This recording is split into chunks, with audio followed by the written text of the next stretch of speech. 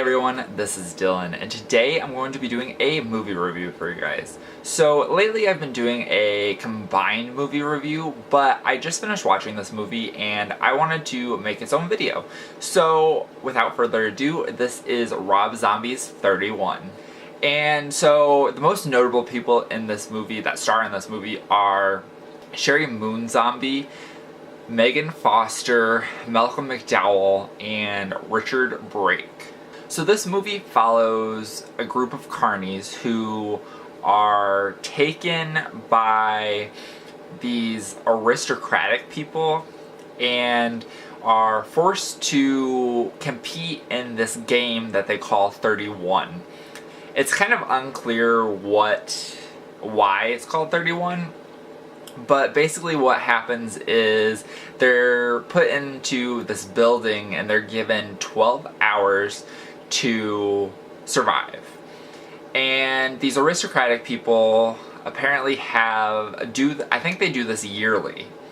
And what happens is they have these people come in, these like trained killers or whatever, and basically they hunt the carnies. So of the carnies, there's Sherry Moon Zombie and Meg Foster are just a couple of them. There's 5 in all, and they're all given numbers, and these 3 aristocratic people who are hosting this game kind of like do odds and make bets on who's gonna win, and kind of this movie reminded me a lot of like the Hunger Games or Battle Royale, and I thought that it was a very interesting take on it. I actually really enjoyed this. Interestingly enough, one of the and all these people that come in are clowns, kind of. They're all clown-esque, and for some reason they add head onto the end of it, like there was Sex Head and Death Head and Doom Head. Like, I don't understand why they added the head to the end of it. But one of the things to note about this movie, though, is at certain points there are foreign languages that are being spoken, and I'm not 100% sure what those languages are, if they were Spanish or... It didn't really sound Spanish, but I also don't know. But they don't put subtitles in on the movie, but I happened to turn the subtitles on just because I couldn't really understand some of what they were saying. Like, I couldn't differentiate whether they were speaking a different language, or at least one of the characters. I couldn't differentiate if he was speaking another language or if he was speaking English. So I turned the subtitles on, and I found out that if you turn subtitles on, it translates what the foreign language is. So I thought that was kind of interesting, so I would definitely recommend, if you watch this, to watch it with subtitles.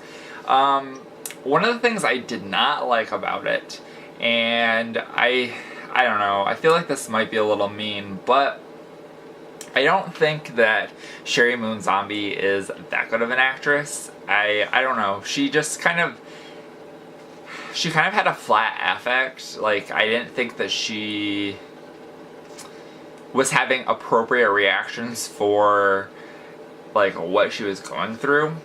And another thing that I also didn't like about this movie was that during a lot of the like action kill scenes, it was like ridiculous how much they jumped back and forth. There was a lot of like cuts, and it was all very fast. It was a little nauseating, just because you couldn't really tell exactly what was going on. So that was something that I really didn't like. It kind of reminded me of the Hunger Games, which this movie, I mean, it has a similar kind of aspect, but it's much worse than the Hunger Games. But that movie had a lot of like jump cuts whenever people were dying. And I think somebody had said that one of the reasons why was because originally this movie had an NC-17 rating, and Rob Zombie had to submit multiple cuts to the MPAA, and they think that potentially that was one of the reasons why those scenes had a lot of cuts in them so that they could not show as much, I guess. I don't know. But I would definitely recommend checking this out. So there is 2 special features on this disc. It's In Hell, Everyone Loves Popcorn, The Making of 31. And it's a 2-hour documentary about the making of the film, which I think I'm going to watch. I haven't watched it yet, but I think that I'm going to watch it. And I think, well, it's kind of interesting because it's a 2-hour documentary when the film was only like an hour and a half. So I thought that was kind of interesting. Another interesting thing is one of these characters, her name was Sexhead in the movie, and she actually played, or she was the voice of one of the Powerpuff Girls, which I thought was kind of interesting because she has like this kind of, I would kind of call it like a baby voice, like a very, very high-pitched, soft voice, and it sounded kind of familiar, so I was like, you know what, let me go and check it out, or see what else she has done, and it happened that she had done the voice of one of the Powerpuff Girls, so I thought that was interesting. Overall, I just really enjoyed the concept of this movie, and I enjoyed the amount of violence and the amount of gore. I thought that it was really, really well done.